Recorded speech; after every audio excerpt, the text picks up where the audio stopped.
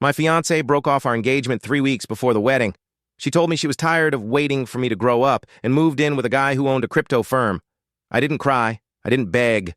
I just took the money I had saved for the honeymoon and invested it in the one thing she told me was a waste of time. Myself. I'm Elias.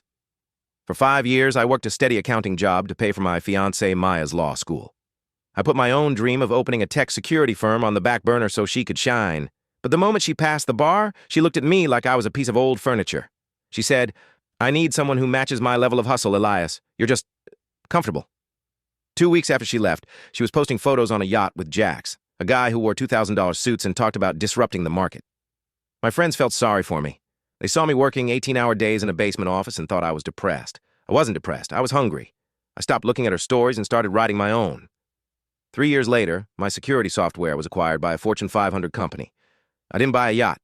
I bought a quiet estate and started a foundation for first-generation students. I met Clara, a brilliant neurologist who loved my comfortable soul but respected my iron discipline. One night, we were invited to a high-profile charity gala. I walked in, and there was Maya.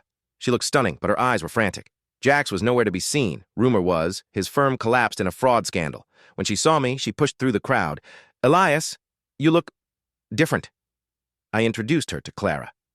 Maya's face turned pale when she realized Clara was the woman who had just funded the hospital wing Maya's firm was trying to sue.